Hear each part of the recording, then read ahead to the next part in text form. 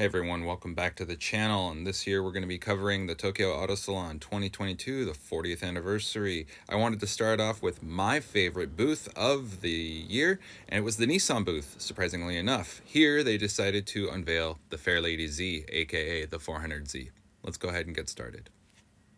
Hey guys, I made it into the Nissan booth, and here is the new Z. Check it out. It looks freaking sweet. You know, I was a big fan when they unveiled it, and to be honest, I'm an even bigger fan now. I mean, that is beautiful.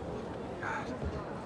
You know what? I haven't wanted a Nissan for probably 20 years. Just kidding. Probably about 10. And I gotta say, for sure, the new Z is everything I could hope for. All right, let's check some more out. Got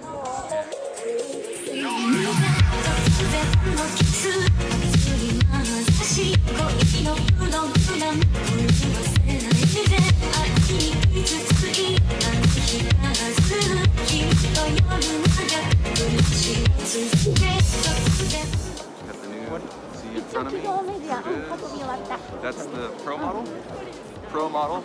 And then right here, this blue guy, we have the base. And the base is, to be honest, the yellow looks pretty nice, but the blue looks really good.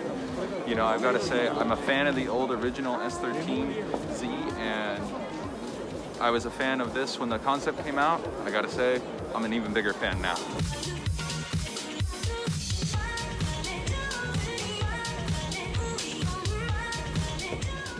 One of my favorite details about the new Fairlady Z is this large center-mounted tack. The taillights are amazing to me. It was a really, truly special unveiling for me. And if there was one thing to be said about this Tokyo Auto Salon, it was simply that old Zs are in style.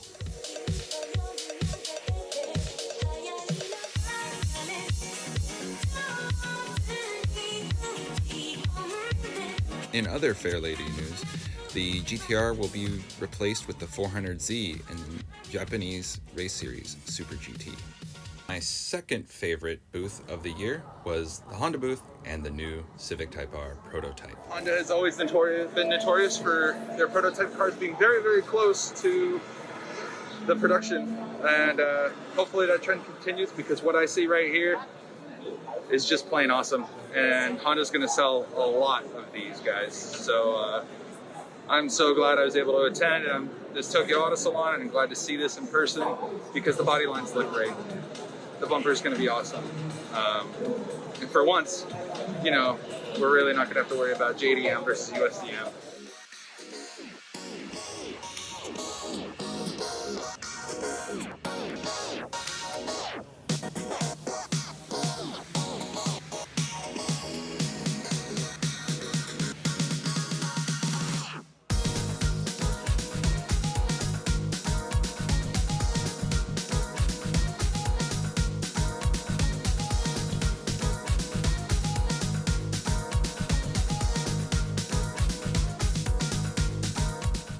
There was a lot to be excited about with the new Civic Type R. For me, the most exciting things were the functional fender, bumper, and hood vents, along with the genuine styling. And let's be honest, that livery is pretty freaking cool with all the old Civic Type Rs on it.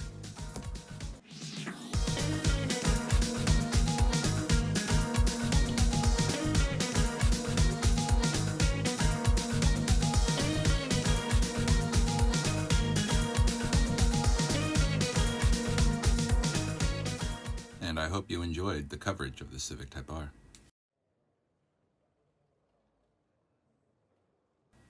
Heading downstairs from the elevator, I definitely noticed right away Ari Yamamaya, legendary rotary tuner, and decided to go ahead and check out their booth. And let me tell you one thing, it definitely did not disappoint.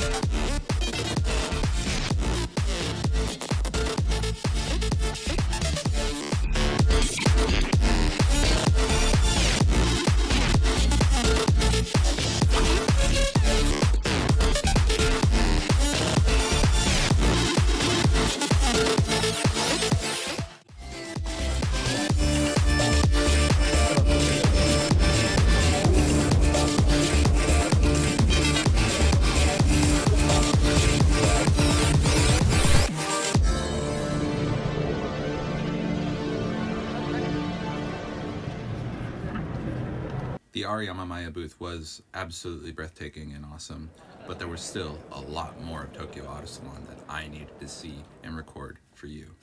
Let's continue on.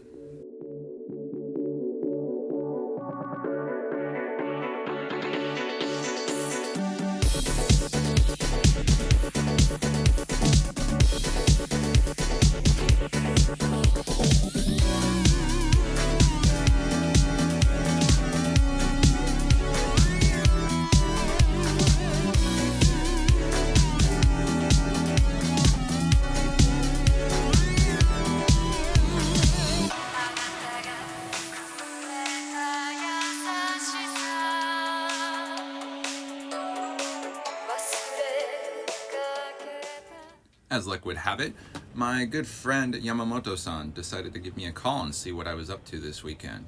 After letting him know I was already at Tokyo Auto Salon, he mentioned that he had a booth. I decided to stop by and pay a visit to a friend. Yeah, but that's not why we're here today. First off, hold on, give me one of these. It's good to see you, buddy. It's good to see you. You know, we're here, we're looking at this. Tell me about this, if for my viewers who have no idea. I know your build, I know what's going on, but my viewers maybe not. I don't know what this stands for, but anyway, this is the Figaro I built. Figueroa, Nissan Figueroa, guys. Yamamoto's eating a large slice of humble pie, but this Figueroa has an Honda S2000 engine, drivetrain, ECU, cantilever suspension, full custom, completely from the ground up, all done by him at his shop, RFY. I've known him for many years, and it was wonderful for me to see him win second best tuning car. You can't think of JDM tuners without thinking about the legendary HKS, and their booth was absolutely mind-blowing. Some of the things they had were great. Check it out.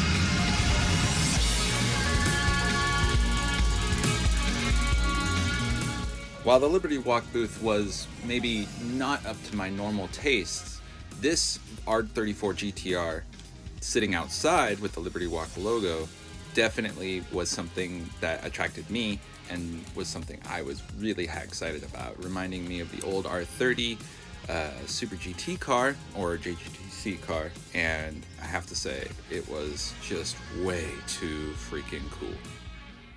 But anyone who's brave enough to modify Lamborghinis and Ferraris is pretty good in my book. We need to keep going though. More Tokyo Auto Salon to see.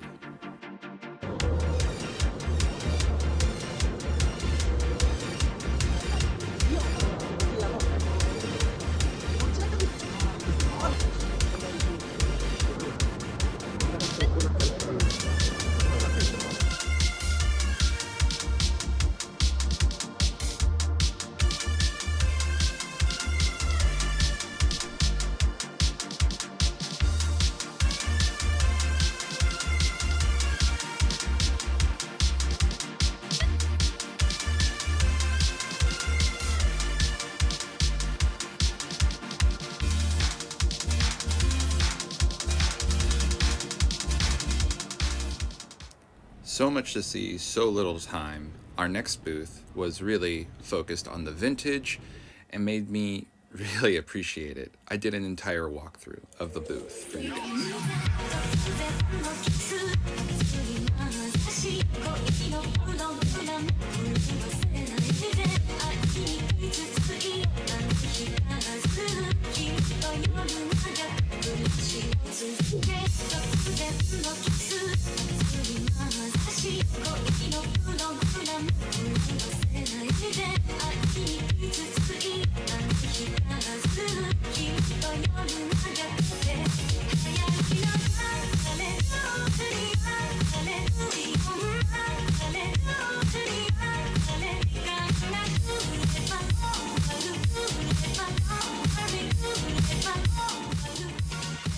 I really loved the amount of vintage that the Endless booth had, and it was really prevalent throughout the entire Tokyo Auto Salon. There's no school like the old school.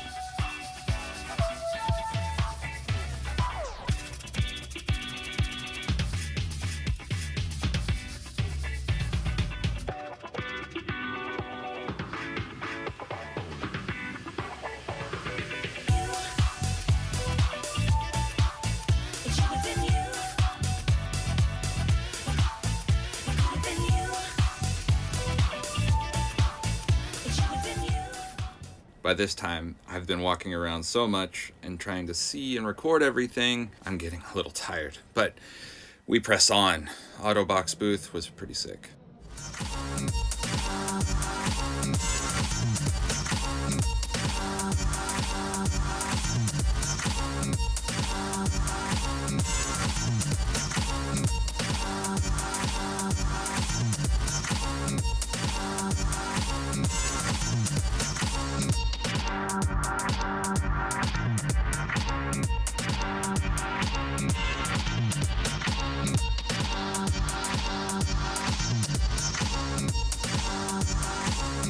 Possibly the most drool-worthy car of the show is this kitted NC1 NSX.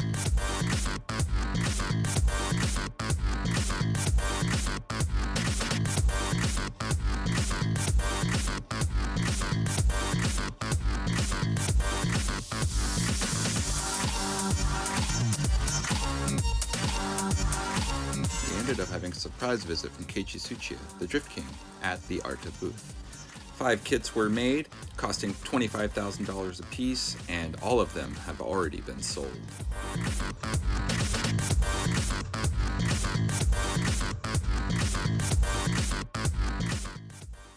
This beautiful electric concept car from Subaru was possibly the most controversial car I saw at Tokyo Auto Salon.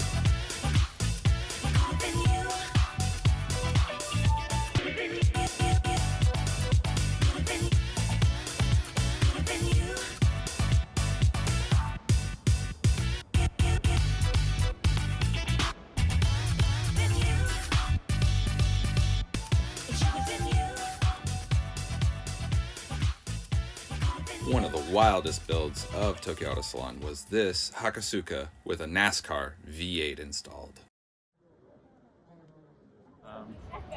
I gotta say that, you know, Tokyo Auto Salon, it's been really great. It's been a really fun experience, and it's been something that I never thought I'd really be able to do. So to be here this whole weekend has been amazing and humbling, and to see some of my friends and everybody here, it's just been way too awesome, way too good. And you just gotta count your blessings, man. If you made it to the end of this video, I definitely want to thank you for watching. It was really difficult to fit everything that was Tokyo Auto Salon into this one video. If you liked what I post, please make sure to tune in again for our next video. Should be coming up very soon. All right, guys, take care. Be safe.